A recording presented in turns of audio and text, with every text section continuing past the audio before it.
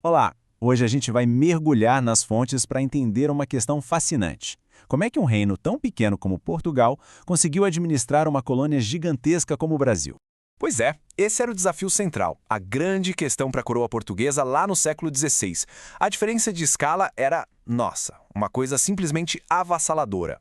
Para a gente sacar a solução que eles encontraram, primeiro a gente precisa entender quais eram as regras do jogo. E a principal regra tinha um nome: Pacto Colonial.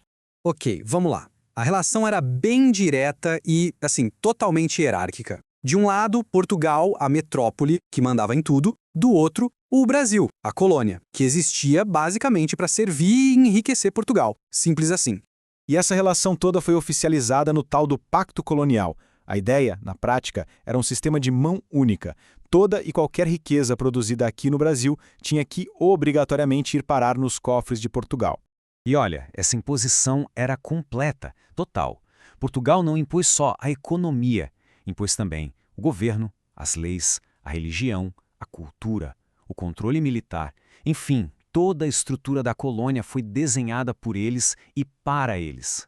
Bom, com as regras do jogo bem definidas, Portugal precisava de um jeito de, colocar a gente aqui, ocupar o território e, claro, começar a lucrar. E foi aí que veio a primeira grande ideia deles. E qual foi a solução inicial? Basicamente, terceirizar o serviço. É sério. A coroa criou o sistema de capitanias hereditárias. Eles pegaram lotes gigantescos de terra e entregaram para alguns indivíduos, em geral da baixa nobreza, que ficaram conhecidos como capitães donatários. Dá uma olhada nesse mapa. Ele deixa a estratégia bem clara. O litoral foi literalmente fatiado em 15 faixas de terra imensas. Cada uma foi entregue a um capitão donatário que tinha a missão de povoar, defender e, o mais importante, fazer aquilo dar lucro, tudo com o próprio dinheiro. E dentro dessas capitanias gigantes existiam os lotes menores, as chamadas sesmarias. Era ali que a coisa acontecia de verdade. Era nas sesmarias que se instalavam os engenhos de açúcar, que viraram o verdadeiro motor econômico da colônia. E o resultado dessa grande privatização? Um fracasso retumbante. Sabe por quê? A maioria dos donatários não tinham grana para um projeto tão ambicioso. Eles enfrentaram uma resistência fortíssima dos povos indígenas e, para piorar, estavam muito, mas muito longe de Portugal para receber qualquer tipo de ajuda. Os números não mentem. Das 15 capitanias, só 2 deram certo de verdade: Pernambuco e São Vicente, muito por causa do açúcar. O resto, a grande maioria ficou abandonada. Um território enorme, completamente vulnerável. Esse fracasso generalizado, claro, acendeu um alerta vermelho na coroa.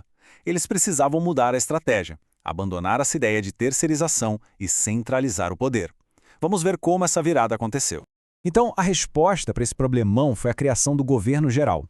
Um novo sistema pensado justamente para colocar a administração da colônia de vez debaixo do controle direto da coroa portuguesa. E o plano foi colocado em prática rapidinho. Em 1548 saiu o documento que criava o sistema, o regimento. No ano seguinte, em 49, o primeiro governador-geral, Tomé de Souza, já estava desembarcando por aqui e fundando a primeiríssima capital do Brasil, Salvador.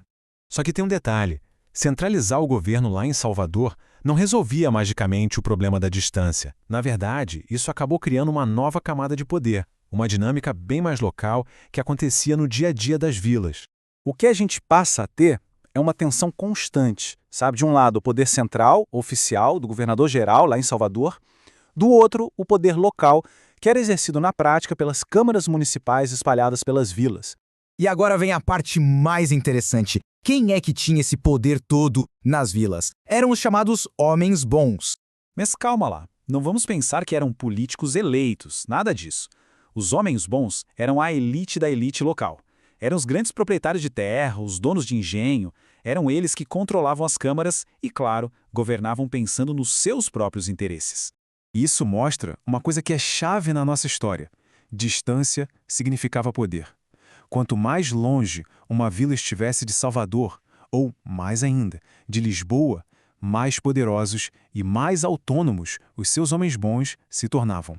Então, o que a gente tem como resultado é esse legado de tensão, uma tentativa de administração centralizada que, na vida real, na prática, era totalmente dominada por esses poderes locais, que eram muito fortes e independentes.